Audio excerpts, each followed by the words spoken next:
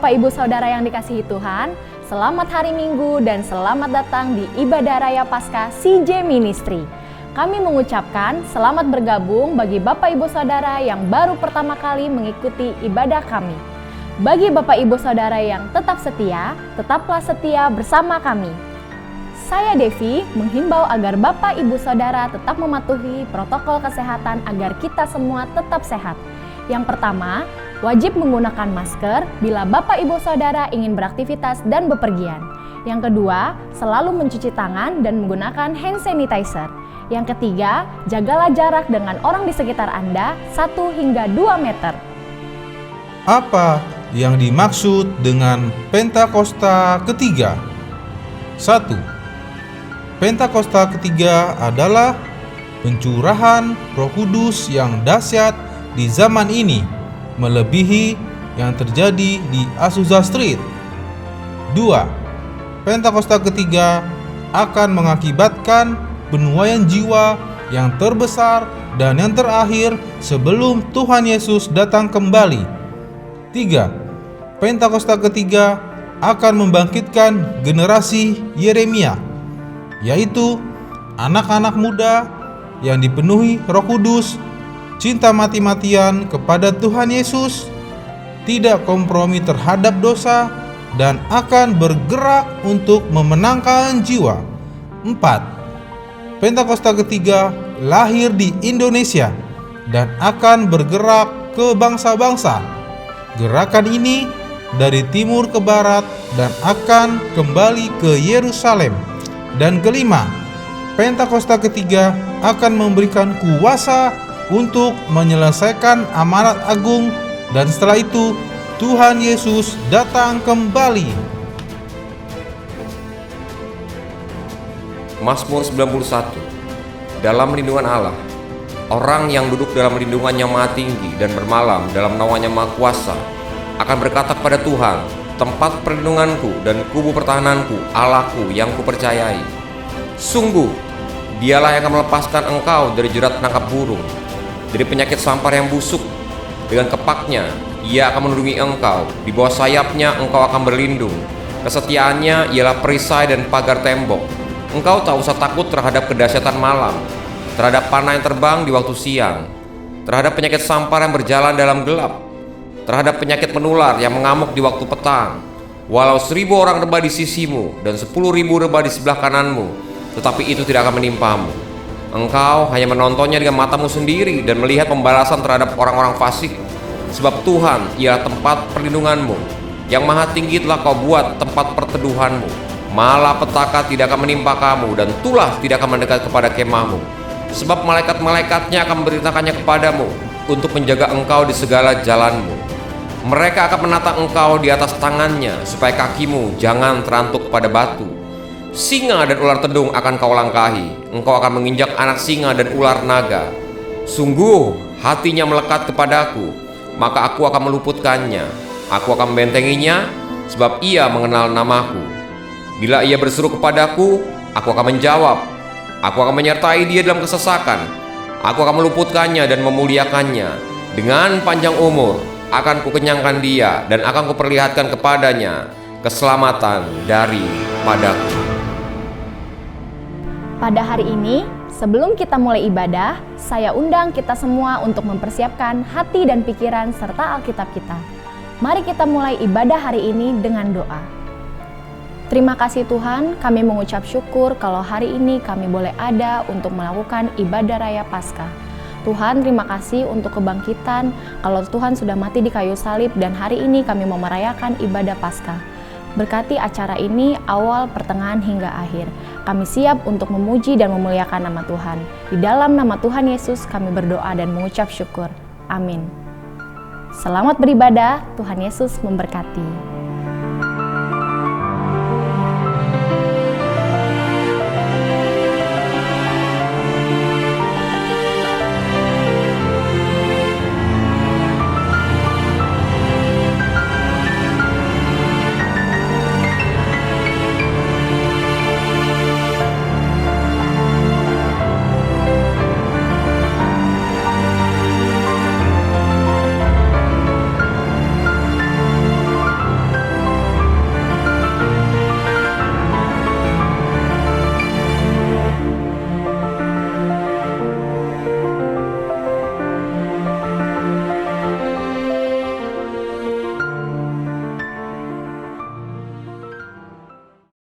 Shalom Bapak Saudara, selamat hari Minggu.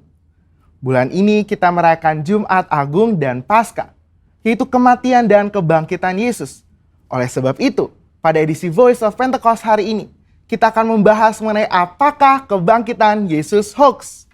Semua orang di atas muka bumi ini memiliki hari kelahiran dan hari kematian. Tetapi jika bicara mengenai hari kebangkitan, hanya Yesus yang mempunyai hari kebangkitan dan kehidupan kekal. Oleh sebab itu, inilah yang membedakan Yesus dengan tokoh agama lainnya. Hari-hari ini ada banyak sekali hoax yang beredar di sosial media. Tetapi tahukah saudara, bahwa sejak pada zaman Yesus pun sudah ada hoax yang beredar mengenai kebangkitan Yesus. Jadi, apakah kebangkitan Yesus hoax atau fakta? Apa makna dari kebangkitan Yesus? Mari kita simak bersama. Kebangkitan Yesus adalah kekuatan utama iman Kristen. 1 Korintus 15 ayat 17 mengatakan, dan jika Kristus tidak dibangkitkan, maka sia-sialah kepercayaan kamu dan kamu masih hidup dalam dosamu. Tanpa kebangkitan, kehidupan orang yang percaya kepada Yesus tidak mempunyai kuasa. Iblis berusaha untuk menyebarkan hoax. Sebab jika Yesus tidak bangkit, maka dia bukan Tuhan dan ia tidak bisa memberikan keselamatan kekal. Maka iman percaya kita menjadi sia-sia. Iblis menyerang salah satunya dengan conspiracy theory yang mengatakan bahwa para murid bersengkongkol telah mencuri mayat Yesus sehingga kuburnya ditemukan oleh para wanita dalam keadaan kosong. Hoax itu dipercaya sampai sekarang. Sebagai saksi Kristus, kita harus bisa mempertahankan iman kita selain dengan pengalaman pribadi. Salah satunya ada dengan pembuktian secara fakta historis. 2 orang ahli apologetika Kristen telah menyelidiki berbagai fakta dan perdebatan tentang kebangkitan Yesus selama kurang lebih 30 tahun dan menyodorkan fakta-fakta yang dapat diterima dan diakui oleh para ahli sejarah, ateis, skeptik, dan bahkan rabi Yahudi. Nah, kita akan membahas hanya 5 fakta historis yang mereka temukan mengenai kebangkitan Yesus yang menyatakan bahwa isi dari teori konspirasi tersebut tidak benar. Fakta pertama adalah para wanita menjadi saksi hidup. Menurut tradisi Yahudi, wanita bukanlah saksi yang bisa dipercaya. Jika kebangkitan Yesus itu adalah rekayasa, persekongkolan, maka penulis kitab Injil harusnya memberitakan bahwa saksi pertama yang menemukan kubur Yesus kosong adalah murid-murid Yesus yang bergender laki-laki. Markus menulis apa adanya, bahwa memang para wanita lah yang pertama kali menemukan kubur Yesus kosong. Fakta kedua adalah kubur Yesus dijaga ketat oleh para prajurit. Bagaimana mungkin prajurit Romawi yang menjaga kubur Yesus bisa terlelap tidur dan tidak melihat murid-murid mencuri jasad Yesus? Matius 27 ayat 62-66 menyatakan prajurit Romawi telah menjaga kubur Yesus ketat, bahkan kubur itu dimeterai. Fakta ketiga adalah imam-imam kepala justru merekayasa kebohongan. Untuk menutupi fakta bahwa Yesus bangkit, maka imam-imam kepala menyuruh para penjaga membuat cerita bahwa murid-murid Yesus telah mencuri jasad Yesus. Ini membuktikan bahwa imam-imam kepala tidak menyangkali bahwa kubur itu kosong karena Yesus bangkit. Fakta keempat adalah murid-murid Yesus sedang dalam kondisi ketakutan. Bagaimana mungkin murid-murid yang sedang dalam ketakutan dan hilang pengharapan namun berani mencuri jasad Yesus? Justru mereka sedang menanti-nantikan apakah betul yang dikatakan Yesus bahwa ia akan bangkit di hari ketiga. Faktanya adalah mereka semua menjadi pemberita kebangkitan Yesus dengan berani, yakin, dan mati sebagai martir. Mana mungkin ada orang yang rela mati untuk suatu rekayasa kebohongan. Fakta kelima adalah bertobatnya Saulus dari pembunuh umat Tuhan menjadi pelayan Tuhan. Perjumpaan Saulus dengan Yesus dalam perjalanan menuju Damaskus membuktikan Yesus hidup dan bangkit.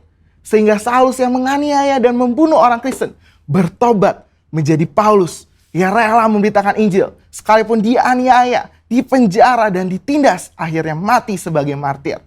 Sebenarnya masih banyak lagi fakta mengenai kebangkitan. Namun hanya dengan 5 fakta yang kita bahas, sudah cukup mengkonfirmasi dan membuktikan bahwa Tuhan Yesus itu benar-benar bangkit. Justru teori konspirasi pencurian mayat Yesus oleh murid-murid itulah yang hoax. Jadi Fakta bahwa Yesus telah bangkit dari kematian membuktikan bahwa Dia adalah Tuhan. Dan apa saja yang dikatakannya di dalam Alkitab adalah mutlak benar. Kuasa, kehidupan, dan kekekalan hanya ada di dalam Dia. Dan ini memberikan pengharapan bahwa kita yang ikut mati di dalam Kristus akan dibangkitkan di dalam kebangkitannya. Sebab Dia hidup ada hari esok yang penuh harapan. Dan kita pun memperoleh hidup yang kekal serta segala kelimpahannya. Saudara, untuk penjelasan lebih lengkapnya dari tim teologi kami, jangan lupa buka link yang ada di atas atau scan QR Code yang tersedia. Salam integritas, Tuhan Yesus memberkati.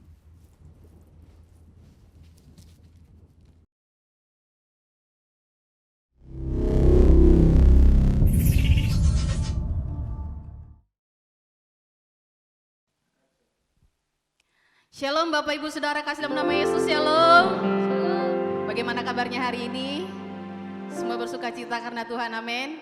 Di ibadah Paskah pada minggu ini kita bersyukur buat anugerah Tuhan, buat cinta Tuhan yang Tuhan nyatakan bagi kita. Anugerah Tuhan karena pengorbanannya yang luar biasa memberikan kita kemenangan dan sukacita. Kita akan mulai ibadah kita tundukkan kepala, kita berdoa. Tuhan Yesus, kami sungguh bersyukur, kami bangga punya Allah seperti Engkau ya Tuhan, atas kasih-Mu, atas cinta-Mu, atas pengorbanan-Mu, membuat kami berharga di mata-Mu ya Tuhan.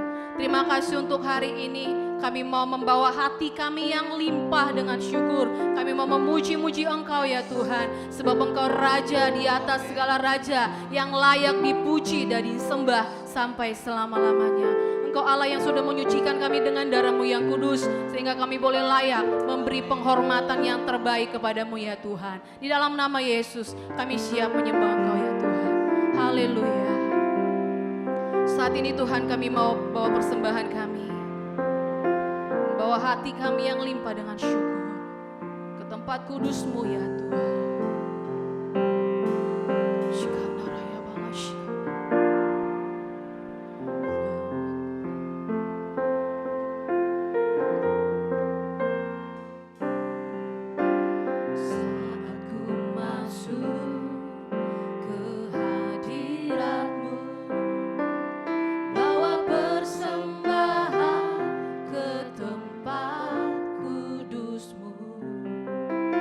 Pujian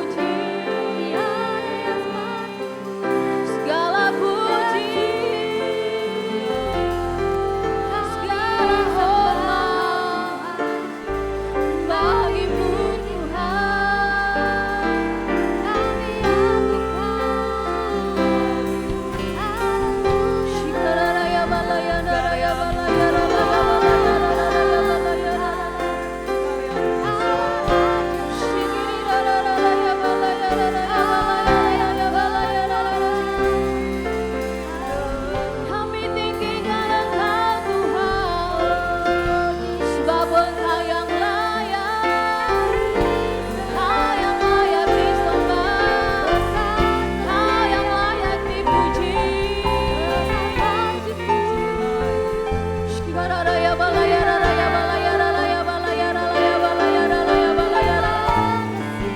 Segala pujian bagimu, karya terbesar dalam hidupku, pengorbananmu yang selamatkanku.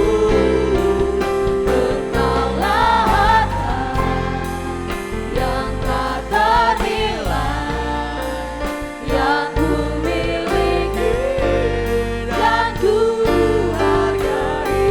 Karya terbesar dalam hidupku, pengorbananmu yang selamatkanku. Engkaulah harta yang tak ternilai, yang ku miliki dan ku hargai. Yesus tetap ku kagumi.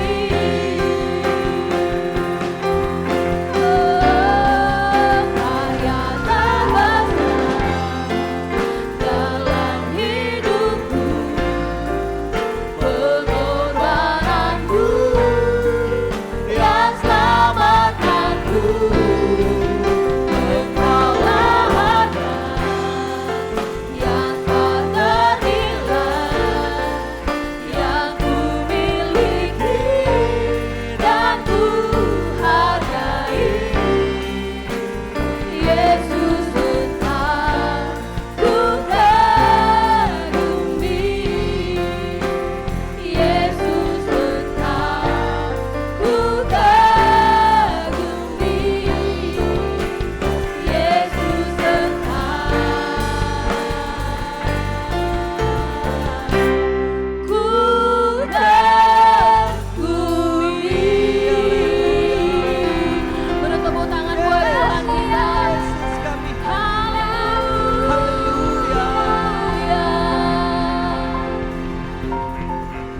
Terima kasih untuk segala kasih-Mu ya Tuhan. Terima kasih untuk segala kebaikan-Mu.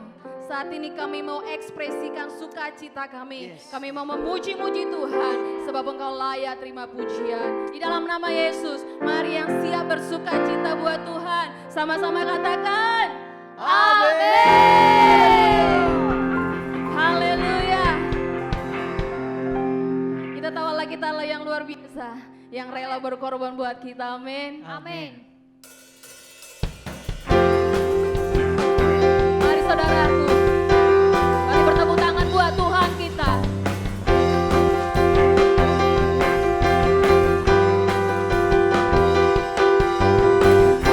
Nah, semua umat pilihan Allah, dengarlah panggilannya untuk menggenapi firman-Nya.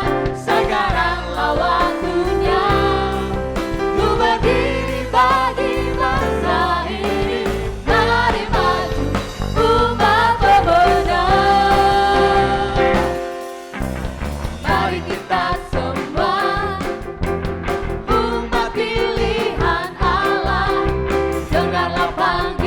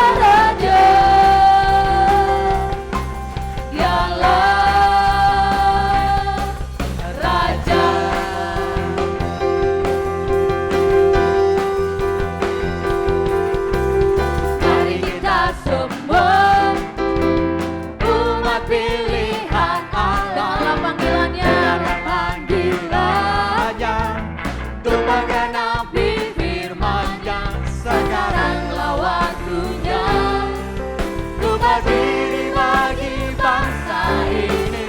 Mari maju umat pemenang. Bukan bangkit, nyatakan kemuliaan-Nya.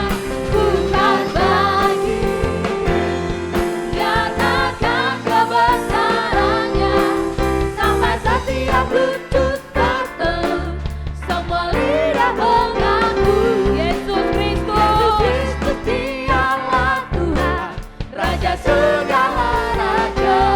Bukan bangkit, nyatakan kemuliaan-Nya. Bukan bangkit, nyatakan kebesaran-Nya. Sampai setiap lutut bertelut, semua lidah mengaku Yesus Kristus dialah Tuhan, Raja segala raja. Dialah Raja. Oleh darah anak domba, oleh kesaksian kita, iblis dikalahkan, kuasanya dihancurkan oleh darah anak domba. Oleh darah anak domba, oleh kesaksian kita, iblis dikalahkan, kuasanya dihancurkan oleh darah anak domba. Oleh darah, oleh darah, oleh darah, oleh darah, oleh darah, oleh darah domba.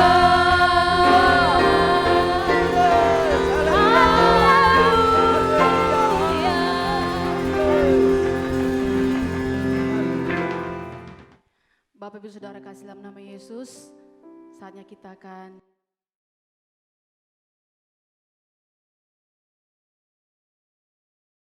biarlah roh Allah bekerja bagi kita, memberikan roh pengertian, memampukan kita memahami firman Tuhan.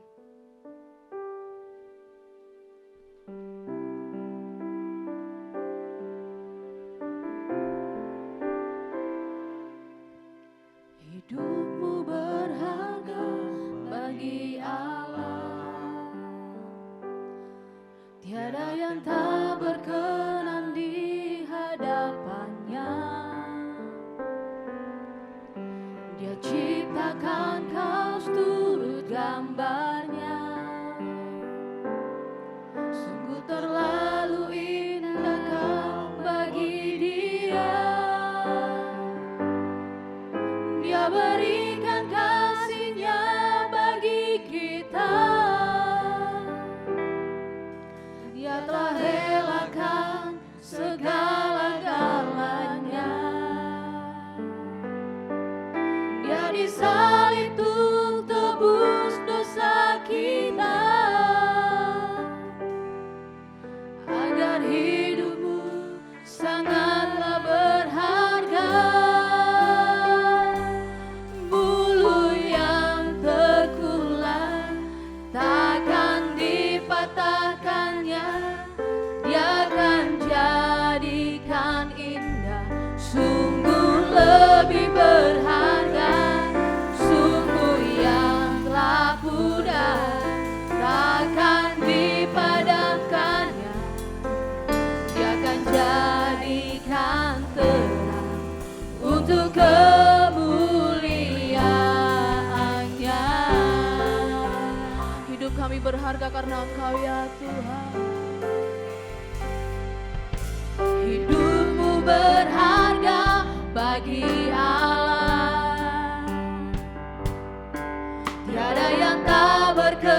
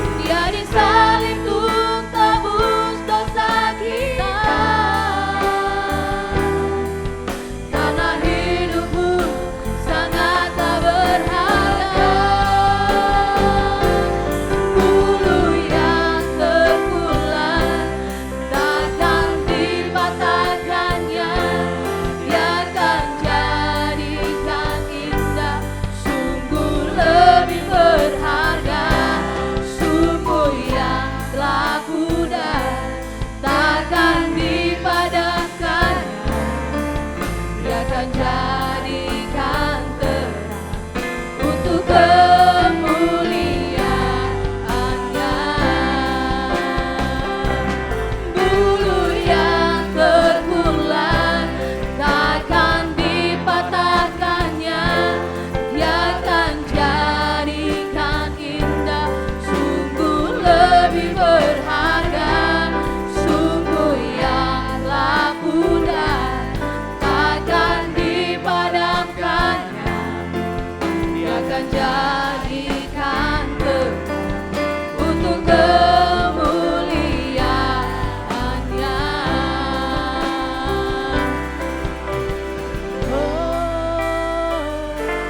Bulu yang terkulai takkan dipatahkannya, Dia akan jadikan indah, sungguh lebih berharga, sumbu yang telah pudar, takkan dipadamkannya. Dia akan jadikan terang untuk kemuliaan-Nya.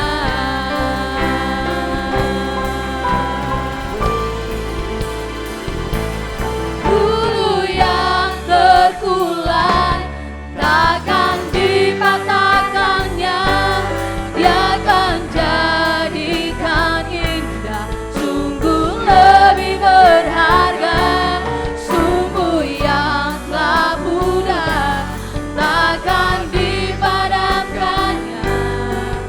Dia akan jadikan terang untuk kemuliaan-Nya. Dia akan jadikan terang untuk kemuliaan-Nya. Dia akan jadikan terang untuk kemuliaan-Nya. Haleluya. Kami silakan hambanya menyampaikan firman Tuhan.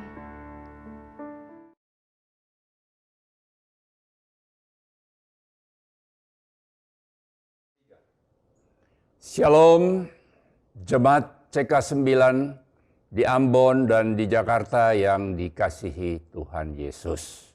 Hari ini kita merayakan hari kemenangan, hari kebangkitan Kristus. Dia bangkit dari antara orang mati dan Dia menjadi pemenang, kita lebih dari pemenang. Saya mengucapkan selamat Paskah. Paskah bukan hanya pesta iman, tapi pesta kemenangan. Judul khotbah saya hari ini adalah bangkit dalam kuasa kebangkitan Kristus. Kematian dan kebangkitan Kristus dapat diilustrasikan dengan cerita peperangan antara Inggris dan Irlandia. Saudara, Inggris pernah berperang dengan Irlandia di perairan, artinya di laut. Mereka saling tembak-menembak satu dengan yang lain. Dan pada waktu seru dengan tembak-menembak itu, tiba-tiba tentara Irlandia melihat bendera yang dinaikkan di kapal Inggris. Dan bendera yang dinaikkan itu oleh Irlandia dibaca Inggris kalah. Wow, Irlandia senang sekali karena mereka pikir ini satu kemenangan. Tapi begitu mereka berlayar makin dekat, bendera yang tadi sebagian terbuka itu seluruhnya terbuka dan kalimatnya tertulis, Inggris kalahkan musuh. Hal yang sama terjadi pada waktu Jumat di mana Yesus disalibkan. Dia sebenarnya telah pancangkan panji kemenangan. Tapi waktu itu yang terbaca oleh iblis, musuhnya, Yesus kalah. Pada hari yang ketiga, pada hari Minggu, panji itu terbuka seluruhnya. Ternyatanya tulisan yang lengkap adalah Yesus kalahkan musuh. Saudara, Yesus membuktikan dirinya ia adalah anak Allah. Dia bisa bersaksi untuk dunia bahwa dia pemilik surga, raja di atas segala raja, Tuhan di atas segala Tuhan, yang olehnya setiap lutut dan setiap lidah mengaku Yesus Kristus adalah Tuhan setelah dia lewati peperangan, menderita mati di atas kayu salib. Lewat kematiannya, mujizat terjadi. Dia bangkit di antara orang mati. Lewat peperangannya, dia memperoleh kemenangan. Sehingga dia berkata, kepadaku telah diberikan segala kuasa di surga dan di bumi. Karena itu pergilah, jadikanlah semua bangsa muridku. Dan baptis mereka dalam nama Bapa, Anak, dan Roh Kudus. Dan ajarlah mereka melakukan segala sesuatu yang kuperintahkan, yang telah kuperintahkan kepadamu. Dan ketahuilah, aku menyertai kamu senantiasa sampai pada akhir zaman. Dia memperoleh kemenangan, merebut kuasa atas dunia ini dari tangan iblis. Mau jadi gereja yang bersaksi, alami mujizat, kemenangan, kebangkitan, kita harus rela dan siap mati seperti Yesus. Mati atas apa? Atas dosa kita. Karena upah dosa adalah maut. Mati atas manusia lama kita, mati atas kedagingan kita, mati atas kesenangan dunia. Roma 6 ayat yang kelima berkata, sebab jika kita telah menjadi satu dengan apa yang sama dengan kematiannya, kita juga akan menjadi satu dengan apa yang sama dengan kebangkitannya. Saudara, ilustrasi tentang definisi bangkit. Saya akan membagikan beberapa definisi dari bangkit. Pertama, jika kita tidak bangkit, itu artinya kita sedang tidur. Tidur itu identik dengan malas. Amsal 24 ayat 30-34 dikatakan tidur sebentar lagi, mengantuk sebentar lagi, melipat tangan sebentar lagi untuk tinggal berbaring, maka datanglah kemiskinan seperti penyerbu dan kekurangan seperti orang yang bersenjata. Kata-kata bijak berkata begini, kemalasan berjalan begitu lambat sehingga kemiskinan dapat menyusulnya. Amsal 20 ayat 13. Janganlah menyukai tidur supaya engkau tidak jatuh miskin. Bukalah matamu dan engkau akan makan kenyang. Dikatakan bahwa kemalasan dan kemiskinan itu saudara sepupu. Amsal 26 ayat ke-14. Seperti pintu berputar pada enselnya, demikian si pemalas di tempat tidurnya. Kemalasan adalah bumbu rahasia yang menyebabkan kegagalan. Tetapi bumbu itu tetap merupakan rahasia bagi orang-orang yang gagal. Saudara, tanpa Tuhan kita tidak bisa. Tapi tanpa kita, Tuhan tidak mau. Saudara, ada prinsip yang saya anut di dalam kehidupan ini adalah dua faktor. Faktor rohani dan faktor leadership. Faktor rohani adalah bagiannya Tuhan dan faktor leadership adalah bagiannya kita.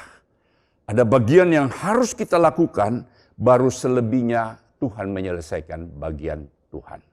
Saudara, saya kasih ilustrasi seperti petani. Saya sering bagikan ini karena ini sangat memberkati hidup saya. Seorang petani, bagiannya petani itu adalah menanam, menyiram, memberi pupuk. Bagian Tuhan adalah menumbuhkan. Petani hanya bisa melakukan bagian dia, selebihnya untuk menumbuhkan adalah bagian Tuhan. Jadi bagian kita harus lakukan dulu. Kalau dia tidak menanam, Tuhan tidak akan bisa menumbuhkan. Nah, saudara, ada seorang raja yang bijaksana. Dia mempunyai satu visi supaya rakyatnya itu bisa makmur dan sejahtera. Dan juga untuk generasi-generasi yang berikutnya. Lalu dia panggil orang-orang pintar, orang-orang yang punya hikmat, dan orang-orang yang terkenal di dalam kerajaan itu untuk dia sampaikan, coba tolong kalian buat sesuatu untuk kami tinggalkan kepada generasi kita. Terus mereka setelah diarahkan oleh atau diperintahkan oleh raja itu, mereka pergi, mereka mengadakan seminar, mengadakan rapat, apa yang harus mereka buat untuk ditinggalkan kepada generasi itu. Lalu beberapa waktu kemudian mereka datang menghadap raja. Tuan Raja, ini telah kami membuat satu buku untuk kami tinggalkan kepada generasi kami atau generasi kita.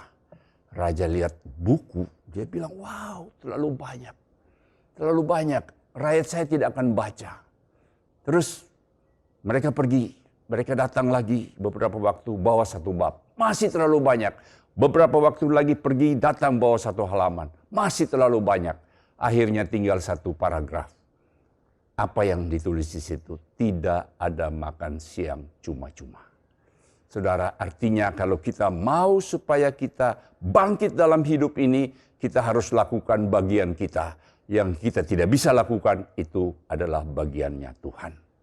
Saudara, mati yang kedua adalah mati secara rohani. Hidup namun tidak berbuat apa-apa. Seperti orang lumpuh, hidup bergantung dari orang lain. Dari belas kasihan orang lain. Saudara, ada kata-kata bijak yang berkata, tragedi manusia yang terbesar bukanlah bahwa mereka pasti mati, tapi ada yang mati di dalam dirinya selagi mereka masih hidup. Apa yang mati? Itu rohnya mati, pengharapannya mati, gairah hidupnya mati, masa depannya mati. Nah saudara, ada juga yang menulis kata-kata bijak sebagai begini. Kebangkrutan yang terburuk di dunia menimpa orang yang kehilangan antusiasmenya. Biarkan seseorang kehilangan apa saja kecuali antusiasme, maka ia akan bangkit meraih sukses itu kembali. Saudara, kenapa kita bisa mati secara rohani? No hope, tidak ada harapan, itu sangat tergantung karena pola pikir atau mindset kita. Apakah kita berpikir positif atau kalau kita berpikir negatif? Saudara, di dalam Filipi 4 ayat yang ke-8 dikatakan begini. Jadi akhirnya saudara-saudara, semua yang benar, semua yang mulia, semua yang adil, semua yang suci, semua yang manis, semua yang sedap didengar, semua yang disebut kebajikan dan patut dipuji, dikatakan di sini, pikirkanlah semuanya itu. Saudara, berpikir positif atau berpikir negatif, ini dikatakan tergantung kita. Pikirkanlah semuanya itu, artinya tanggung jawab kita. Kita yang bertanggung jawab atas pikiran kita. Positif, orang yang positif selalu melihat peluang di dalam setiap masalah. Tapi orang yang berpikir negatif selalu melihat masalah di dalam setiap peluang. Nah, yang ketiga, mati secara fisik. Kenapa orang mati harus dimandikan? Saya percaya kita semua tahu karena dia tidak bisa mandi sendiri. Tapi kenapa orang mati harus dikuburkan? Karena kalau tidak akan bau. Kalau kita mati secara rohani, kita akan membuat bau di sekitar kita. Saudara, setiap Yesus bertemu dengan orang mati, Yesus selalu mau membangkitkan. Pasca artinya melewatkan atau menyelamatkan. Saya mengajak kita untuk membaca di kitab Lukas 24 ayat 13-16. Pada hari itu juga 2 orang dari murid-murid Yesus pergi ke sebuah kampung bernama Emmaus yang terletak kira-kira 7 mil jauhnya dari Yerusalem. Dan mereka bercakap-cakap tentang segala sesuatu yang telah terjadi. Ketika mereka sedang bercakap-cakap dan bertukar pikiran, datanglah Yesus sendiri mendekati mereka, lalu berjalan bersama-sama dengan mereka. Tetapi ada sesuatu yang menghalangi mata mereka sehingga mereka tidak dapat mengenal Dia. Nah, saudara, bayangkan, murid-murid 3,5 tahun hidup bersama Yesus, melihat mujizat yang dilakukan Yesus, tidak dapat mengenal Dia karena ada selaput yang menghalangi mata mereka. Hal yang sama bisa saja terjadi pada orang Kristen. Sudah dibaptis, setiap minggu ke gereja, beribadah, tetapi tidak melihat kemuliaan Tuhan di dalam hidupnya karena ada yang menghalangi. Saudara, untuk melihat kemuliaan Tuhan, maka selaput yang menghalangi mata rohani kita perlu diangkat. Ingat kisah Elisa dengan bujangnya yang dikepung oleh pasukan Raja Aram. Setelah mata rohaninya terbuka, itu bujangnya melihat kuda, kereta berapi di sekelilingnya lebih banyak daripada musuhnya. Nah saudara, saya akan membagikan kesaksian saya. Saya dibaptis waktu itu umur sekitar 15 tahun. Dan di gereja dulu, gereja tua saya sidi umur 24 tahun. Tapi baru melihat kemuliaan Allah, berjumpa secara pribadi dengan Tuhan pada umur 42 tahun. Setelah dilahirkan kembali seperti Nikodemus. Apa yang dimaksudkan dilahirkan kembali? Yohanes 3 ayat yang ketiga, Yesus menjawab katanya, "Aku berkata kepadamu, sesungguhnya jika seorang tidak dilahirkan kembali, ia tidak dapat melihat kerajaan Allah." Jawab Yesus, "Aku berkata kepadamu, sesungguhnya jika seorang tidak dilahirkan dari air dan roh, ia tidak dapat masuk ke dalam kerajaan Allah. Apa yang dilahirkan dari daging adalah daging, dan apa yang dilahirkan dari roh adalah roh." Dilahirkan kembali adalah keputusan pribadi, bukan acara tata gereja. Artinya kita harus bertobat sungguh-sungguh, membuka hati untuk menerima Yesus sebagai Tuhan dan Juru Selamat kita. Tekun mencari Dia, perjumpaan pribadi dengan Dia, mengalami Tuhan secara progresif. Hari ini saya mengajak saudara untuk cek, apakah saudara telah bangkit, atau setengah bangkit, atau masih di dalam kubur seperti Lazarus sebelum bangkit. Mungkin di antara saudara saat ini, keluarga, bisnis, karier, masa depan, studi, jodoh, kesehatan sedang terkubur. Saya mau beritahu saudara bahwa Yesus yang mati dan terkubur itu telah bangkit, dan Dia bangkit bukan untuk dirinya sendiri, tapi Dia bangkit untuk saudara dan saya.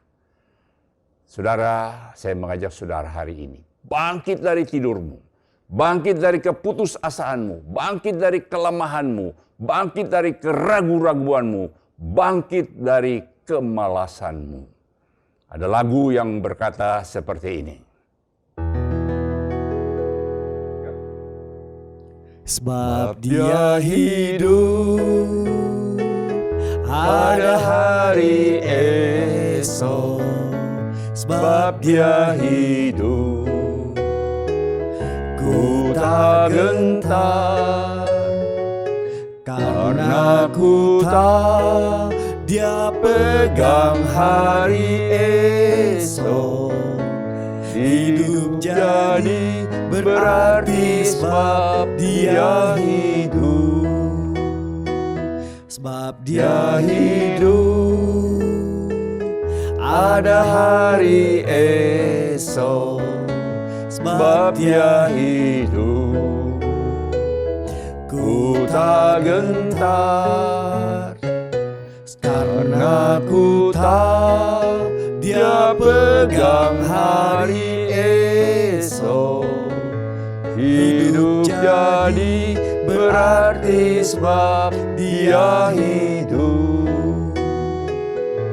Hidup jadi berarti sebab Dia hidup. Hidup jadi berarti sebab Dia hidup.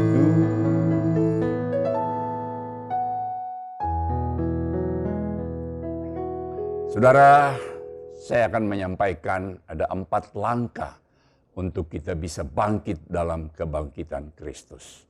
Yang pertama, jangan bodoh tetapi percaya atas janji Tuhan. Yang kedua, selalu intim dengan Yesus. Yang ketiga, mengenal dan dikenal oleh Yesus. Dan yang keempat, kembali ke Yerusalem, tetap terus melayani. Yang pertama, jangan bodoh tetapi percaya akan janji Tuhan. Saudara, bodoh dalam bahasa Ambon itu dibilang nau-nau. Orang Jakarta bilang bego, goblok. Bahasa Belanda bilang oflo. Bahasa gaul bilang oon. Saudara, bodoh di sini bukan karena mereka tidak belajar, tidak menjadi orang yang atau orang yang tidak belajar, atau tidak bukan orang-orang yang terpelajar. Tapi Yesus tegur mereka bodoh karena mereka tidak percaya akan janji firman Tuhan. Nah saudara, di dalam Lukas 24 ayat 25 berkata begini. Lalu ia berkata kepada mereka, "Hai kamu orang bodoh, betapa lambannya hatimu sehingga kamu tidak percaya segala sesuatu yang telah dikatakan oleh para nabi. Bukankah Mesias harus menderita semuanya itu untuk masuk ke dalam kemuliaannya?" Lalu ia menjelaskan kepada mereka apa yang tertulis tentang Dia dalam seluruh kitab suci, mulai dari kitab Musa dan kitab nabi-nabi. Matius 16 ayat 21 berkata, sejak waktu itu Yesus mulai menyatakan kepada murid-muridnya bahwa ia harus pergi ke Yerusalem dan menanggung banyak penderitaan dari pihak tua-tua, imam-imam, kepala dan ahli-ahli Taurat, lalu dibunuh dan dibangkitkan pada hari ketiga. Setelah Yesus selesai dengan segala pengajarannya, itu berkatalah ia kepada murid-muridnya, kamu tahu bahwa 2 hari lagi akan dirayakan Paskah, maka Anak Manusia akan diserahkan untuk disalibkan. Sebelum dia ngomong sampai 3 kali, dia akan mati, tapi akan bangkit pada hari yang ketiga. Tapi kalian tidak percaya. Murid-muridnya lebih percaya atas keadaan dan kenyataan yang ada daripada berita kebangkitan yang merupakan nubuatan atau janji Tuhan. Bahwa mereka berpikir bahwa yang telah mati, bangkit apa mungkin. Contoh lain, saya kasih contoh lain bahwa antara percaya keadaan dan janji Tuhan. 10 pengintai dan Kaleb dan Yosua, fokusnya berbeda. 10 pengintai fokus kepada keadaan, Kaleb dan Yosua fokus kepada janji Tuhan. Kita seringkali seperti murid-murid dan 10 pengintai cenderung fokus kepada keadaan daripada fokus kepada janji Tuhan. Apa mungkin saya disembuhkan lagi? Apa mungkin keluarga saya dipulihkan? Apa mungkin karier atau usaha saya bisa bangkit lagi? Daripada janji Tuhan bahwa mujizat masih ada, tidak ada yang mustahil bagi Tuhan, asal percaya saja. Kita harus berkata seperti lagu yang katakan, bagi Tuhan tidak ada yang mustahil. Mau bangkit dalam kebangkitan Yesus Kristus, maka mata kita harus tertuju kepada Tuhan dan firman-Nya dan janji-janjinya. Apa artinya mata yang tertuju kepada Tuhan? Artinya janganlah memandang kepada keadaanmu, tapi pandanglah kepada Tuhan dan firman-Nya. Jika engkau senantiasa memandang kepada keadaanmu, maka iblis akan memakai keadaanmu itu untuk mengalahkan engkau dan menyalahkan firman Tuhan, firman yang kekal dan kudus itu. Kemenanganmu terletak jika matamu tertuju pada Tuhan dan kebesarannya. Bukankah Dia telah berjanji bahwa Dia akan menuntun engkau langkah demi langkah, bukan melangkah sekaligus, tapi langkah demi langkah, dan setiap langkah merupakan mujizat bagi saudara. Hari ini pilihan ada di tangan saudara. Mau bodoh seumur hidup dengan larut dalam penderitaan dan keadaan saudara, atau bangkit dan meraih janji Tuhan. Hari ini banyak orang dibayangi ketakutan tentang pandemi COVID-19. Jangan-jangan saya telah tertular. Kita harus tolak dengan memperkatakan firman Tuhan. Dia yang memikul segala kelemahan kita dan menanggung segala penyakit kita. Oleh bilur-bilurnya, saya kuat dan sehat. Kalau keadaan tidak sesuai dengan apa yang saya harapkan, kutip firman Tuhan. Allah turut bekerja dalam segala sesuatu untuk mendatangkan kebaikan bagi orang yang mengasihi Dia. Waktu mengalami pencobaan, kutip firman Tuhan yang berkata pencobaan yang saya alami adalah pencobaan biasa yang tidak melebihi kekuatanku. Dan pada waktu saya dicobai, Yesus sendiri berikan jalan keluar sehingga saya dapat menanggungnya. Kalau khawatir, jangan khawatir tentang apapun juga. Tapi nyatakan di dalam segala hal apa yang menjadi keinginan hatimu kepada Allah dalam doa, permohonan, dan pengucapan syukur. Damai sejahtera Allah yang melampaui segala akal itu akan memenuhi hati dan pikiranmu dalam Kristus Yesus. Jika saudara dalam keadaan takut, kutip firman Tuhan di dalam Yesaya 40 ayat 10. Jangan takut sebab aku menyertai engkau. Jangan bimbang sebab aku ini Allahmu. Aku akan meneguhkan bahkan akan menolong engkau. Aku akan memegang engkau dengan tangan kananku yang membawa kemenangan. Masa depan suram, kutip firman Tuhan, rancangan Tuhan adalah rancangan damai sejahtera yang memberikan jaminan masa depan yang penuh pengharapan. Saya senang lagu yang dikatakan, apapun yang terjadi di dalam hidup ini, selalu ku berkata, Yesus itu baik.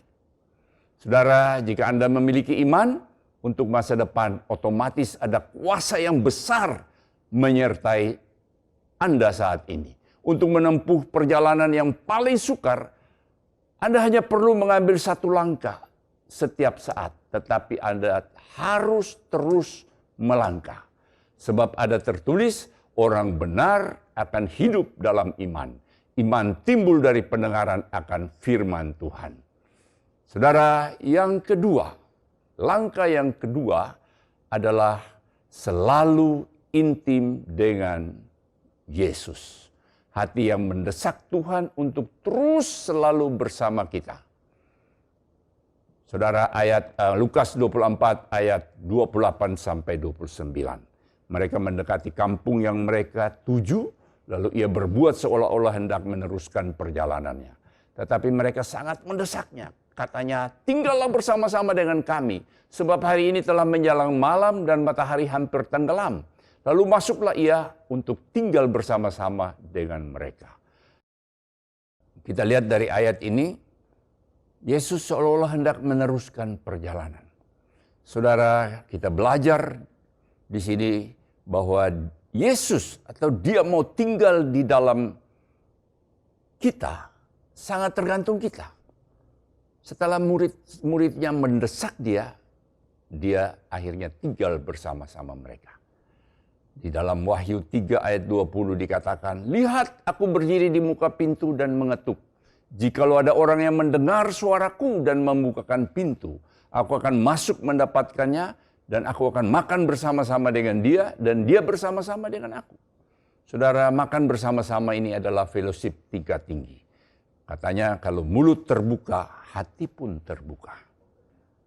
Bapa rindu bersekutu dengan anak-anaknya, sehingga dia mengutus Yesus untuk tebus kita, agar memulihkan hubungan kita dengan dia kembali. Yang jadi masalah, seringkali kita tidak punya inisiatif untuk membuat Yesus betah tinggal di dalam kita. Mau bangkit, bangun selalu hubungan intim dengan Tuhan. Tidak cukup 1 minggu 1 kali, artinya setiap hari Minggu, tapi selalu intim setiap hari. Adakan saat teduh, mesbah pribadi, mesbah keluarga. Dampak dari saat teduh, itu kita akan mendapatkan kekuatan, hikmat, solusi, urapan dari Tuhan. Hubungan kita dengan Tuhan bukan hubungan logika, tetapi hubungan cinta. Ada kata-kata bijak yang berkata begini, Anda akan mendapatkan lebih banyak dalam 1 jam bersama Tuhan daripada dalam 1 kehidupan tanpa Dia. Tommy Tenney berkata, rasa haus dan lapar akan Tuhan melampaui jangkauannya. Selalu ingin bersama-sama dengan Dia. Tuhan memberi upah kepada orang yang sungguh-sungguh mencari Dia. Yang ketiga, mengenal dan dikenal Yesus. Lukas 24 ayat yang ke-31. Ketika itu terbukalah mata mereka dan mereka pun mengenal Dia. Tetapi Ia lenyap di tengah-tengah mereka. Bayangkan tuh saudara, perjalanan 7 mil dari Yerusalem ke Emmaus. Lebih dari 1 jam mereka tidak mengenal Yesus. Setelah Yesus tinggal bersama-sama mereka dan makan perjamuan kudus, terbukalah mata mereka. Untuk mengenal dan dikenal Yesus, itu harus selalu intim dengan Dia. Saudara ingat cerita tentang 10 gadis, ada yang 5 bijaksana, 5 yang bodoh. Waktu pengantin lelaki itu datang, 5 yang bodoh habis minyaknya. Mereka pergi keluar, mereka beli balik lagi, dan mereka mendapatkan pintu yang tertutup. Dan waktu mereka mengetuk, ada suara yang terdengar dari dalam, aku tidak mengenal engkau. Saudara, kata pengenalan itu lahir dari pergaulan setiap saat. Daniel 11 ayat 32b, tetapi umat yang mengenal Allahnya akan tetap kuat dan bertindak. Yang keempat, kunci yang keempat adalah kembali ke Yerusalem untuk terus melakukan pekerjaan Tuhan. Meninggalkan Yerusalem berarti meninggalkan Tuhan, pelayanan, komitmen, tanggung jawab kita. Seringkali karena situasi, kondisi membuat kita tawar hati, kecewa, lalu meninggalkan Tuhan, meninggalkan pelayanan, bahkan tanggung jawab kita sebagai hamba Tuhan, sebagai suami, sebagai pemimpin, dan sebagainya. Matius 11 ayat 4 berkata, dan berbahagialah orang yang tidak kecewa dan menolak aku. Karena pada saat kita meninggalkan Tuhan, membuat kita tambah gagal. Waktu Petrus dan Yohanes kembali menjadi nelayan, semalam-malaman mereka tidak mendapatkan apa-apa. Tetapi waktu mereka ketemu dengan Yesus, kembali dan melakukan apa yang dikatakan Yesus kepada mereka, dan mereka dipulihkan. Mereka mendapatkan 153 ekor yang terdiri dari 153 spesies. Mungkin di antara saudara hari-hari ini sudah mundur atau rencana untuk mundur dari Tuhan. Karena saudara sudah lama menanti kok keadaan saya tidak berubah. Saya mau ingatkan kembali ke Yerusalem kepada Tuhan. Pelayanan dan tanggung jawab saudara kalau tidak mau gagal seperti murid-murid. Albert Schweitzer berkata bahwa saya tidak tahu apa takdir Anda. Namun satu hal yang saya tahu, satu-satunya orang di antara Anda sekalian yang benar-benar bahagia adalah orang yang telah mencari dan menemukan cara untuk melayani. Lukas 24 ayat 33, lalu bangunlah mereka dan terus kembali ke Yerusalem. Di situ mereka mendapati ke-11 murid itu, mereka sedang berkumpul bersama-sama dengan teman-teman mereka.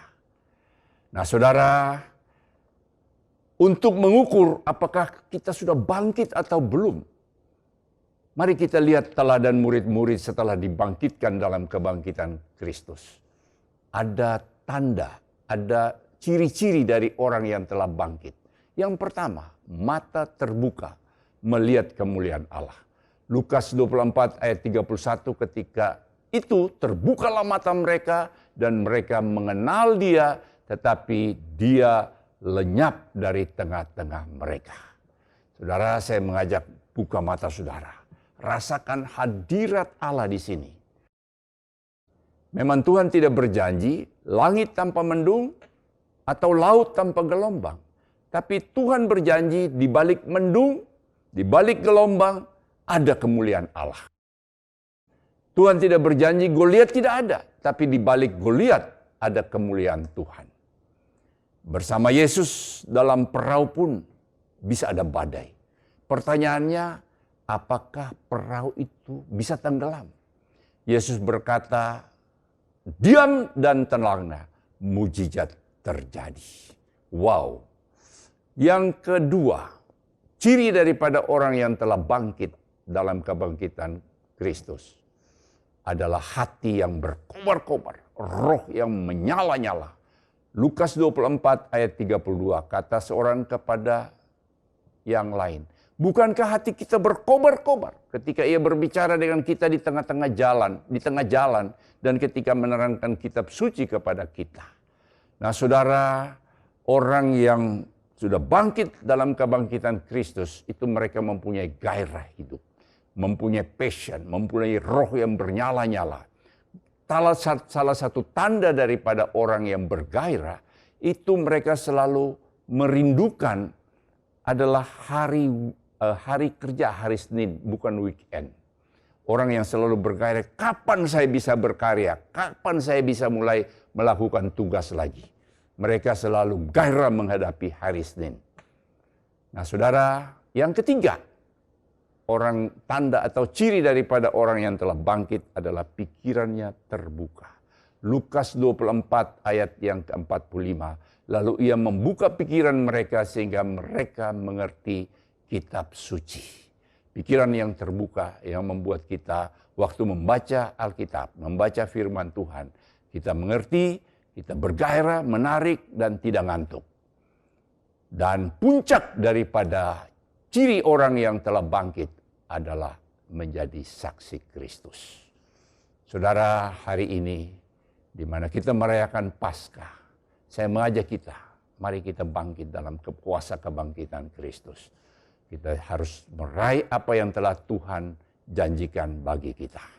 Kita nyanyikan lagu Haleluya sebanyak 12 kali.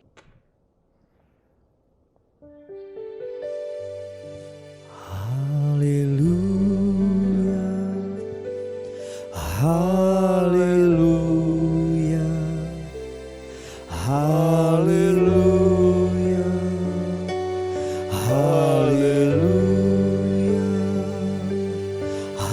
Haleluya, haleluya,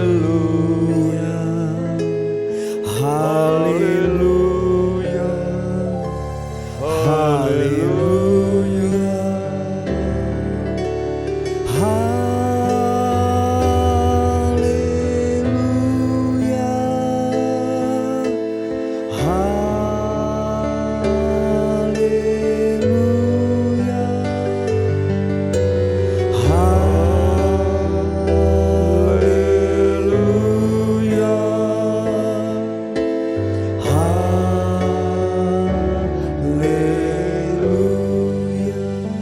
Dengan sungguh-sungguh kita angkat kedua tangan kita, kita nyanyikan lagu ini.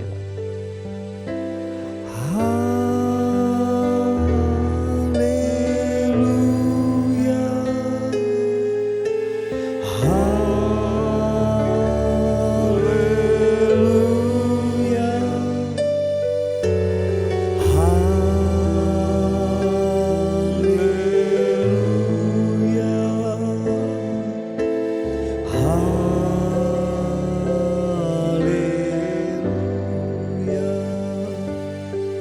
Saudara yang paling tahu apakah saudara bangkit atau belum.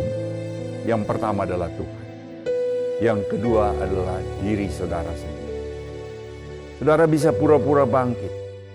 Saudara bisa membohongi pendeta saudara mungkin, seolah-olah kelihatan bangkit.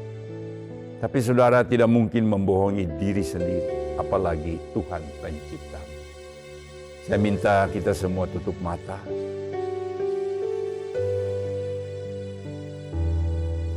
Setiap saudara saat ini berhadapan dengan Tuhan sendiri, bukan dengan saya. Jika saudara mau mengambil keputusan untuk tidak bodoh, mau intim dengan Tuhan, mengenal dan dikenal oleh Yesus, dan mau kembali ke Yerusalem, yang mau bangkit dalam kebangkitan Kristus, saya mengajak saudara angkat kedua tangan saudara. Roh Kudus yang membangkitkan Yesus ada di tengah-tengah kita. Dia akan mengurapi saudara dengan roh kebangkitannya. Dia akan menjamah yang sakit, disembuhkan. Yang lemah dikuatkan. Yang terikat dibebaskan. Saudara akan dibangkitkan dalam segala hal. Buka hati saudara. Minta dari Tuhan. Biar roh kebangkitan itu terjadi dalam kehidupan saudara. Sehingga saudara pada hari Paskah ini, hari kebangkitan Kristus, kita bisa bangkit dari segala keterpurukan kita.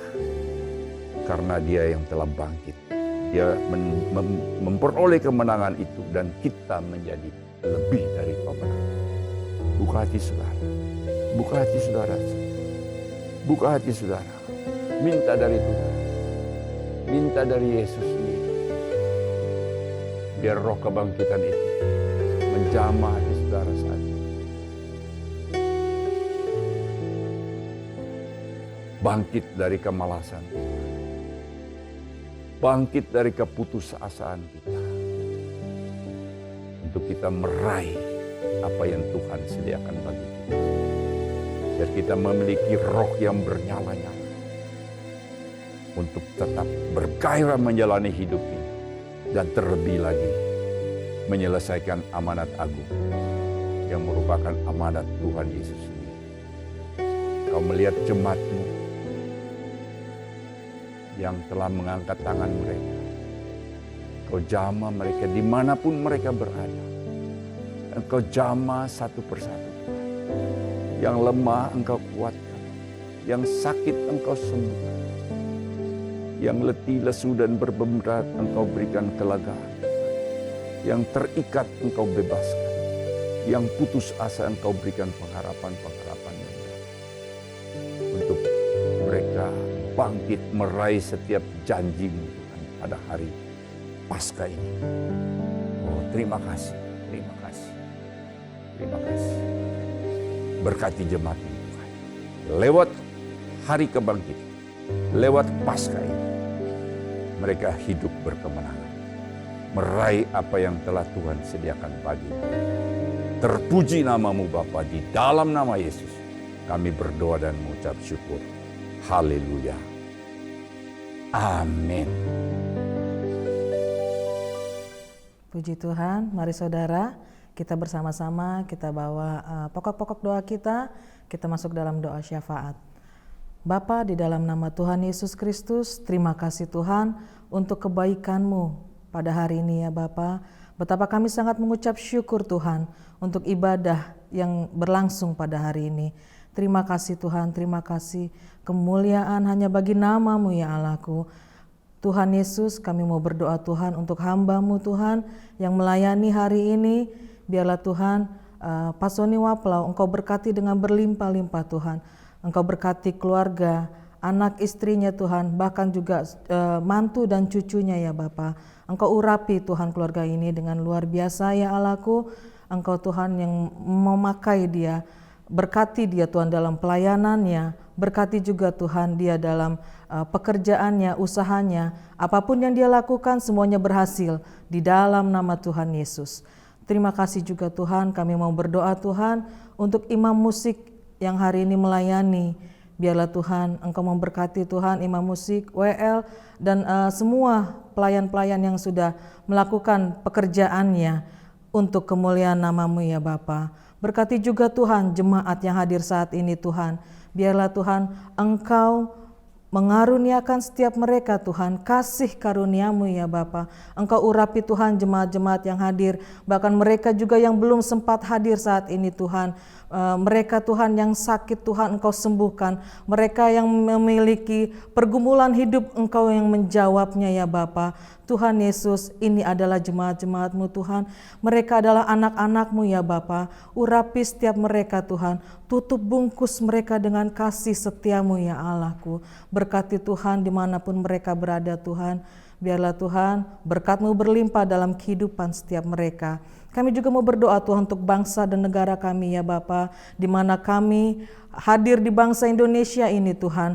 Kami berdiri untuk bangsa Indonesia ini Tuhan. Kami membela bangsa ini Tuhan. Engkau berkati Tuhan bangsa ini Tuhan. Engkau pulihkan bangsa Indonesia ya Bapa. Engkau urapi Tuhan. Engkau urapi dengan berlimpah-limpah Tuhan. Berkati Tuhan Presiden kami Tuhan, Bapak Jokowi Tuhan, beserta juga dengan wakilnya ya Bapa. Biarlah Tuhan hikmat-Mu Bapa, kasih-Mu Tuhan menyertai kehidupannya Tuhan. Begitu juga dengan jajaran pemerintah dari atas sampai yang terbawah Tuhan. Engkau urapi setiap mereka ya Bapa. Biarlah Tuhan setiap keputusan pemerintahan yang mereka ambil Tuhan, itu semua keputusan yang daripada Engkau ya Bapa. Sebab pemerintahan yang ada di Indonesia ini Tuhan adalah Engkau yang memilihkannya ya Bapa. Terima kasih Tuhan Yesus. Engkau urapi Tuhan bangsa ini Tuhan. Engkau urapi Tuhan perairan bangsa ini Tuhan. Engkau urapi Tuhan setiap tanah-tanah Tuhan. Engkau berkati Tuhan. Biarlah Tuhan apapun yang terjadi dari bangsa ini Tuhan, itu semua sesuai dengan kehendak-Mu ya Bapa. Itu semua seturut dengan apa yang ingin Kau nyatakan Tuhan bagi Indonesia ya Allahku.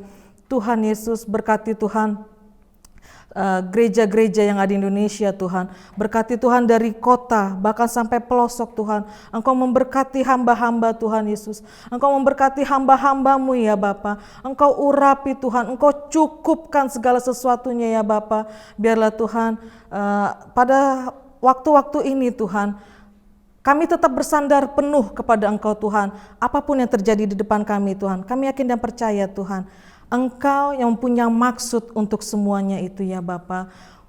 Berkati Tuhan Pak Niko, berkati keempat wakilnya Tuhan. Begitu juga Tuhan dengan keluarga mereka ya Bapa. Engkau berkati Tuhan anak istri mereka, cucu-cucu mereka Tuhan. Engkau urapi dengan luar biasa Tuhan.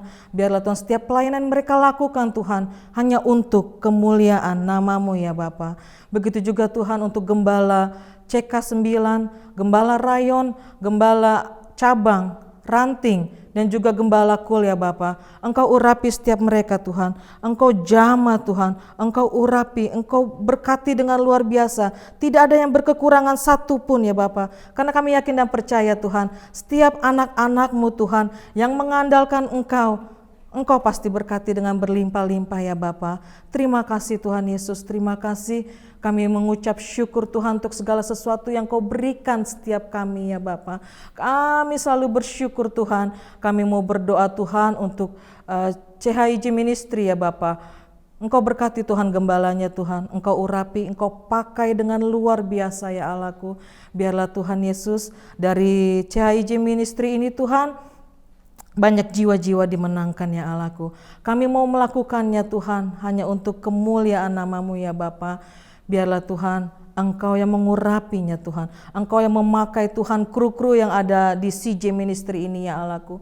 Engkau pakai mereka Tuhan, Engkau urapi Tuhan, Engkau jamah mereka Tuhan. Biarlah Tuhan, setiap jemaat yang hadir, yang mengikuti setiap program-program CJ Ministry, Engkau berkati dengan luar biasa. Mereka merasakan dampak yang dahsyat buat CJ Ministry ya Bapa. Terima kasih Tuhan. Kemuliaan hanya bagi nama-Mu ya Allahku. Terpujilah Engkau ya Tuhan Yesus. Terpujilah Engkau ya Allahku. Haleluya, haleluya. Shalom saudara, hari ini kita akan mengakhiri ibadah kita. Mari saudara angkat kedua tangan dan hati saudara. Terimalah berkat damai, sejahtera, sukacita, perlindungan yang sempurna dari Bapa kita di surga, melalui pengorbanan daripada Tuhan kita Yesus Kristus, dan di dalam persekutuan yang manis bersama Roh Kudus, mulai saat ini sampai datangnya Tuhan Yesus Kristus yang kedua kalinya, bahkan sampai selama-lamanya. Mari kita yang diberkati Tuhan sama-sama katakan amin. Tuhan Yesus memberkati. Kami percaya Bapak Ibu Saudara diberkati dengan pelayanan ibadah Raya Paskah hari ini. Untuk informasi kegiatan CJ Ministry, Bapak Ibu Saudara dapat melihat di channel YouTube CJ Ministry atau Instagram CJ Ministry dan Facebook CJ Ministry. Selamat Hari Paskah, tetap jaga kesehatan, Tuhan Yesus memberkati.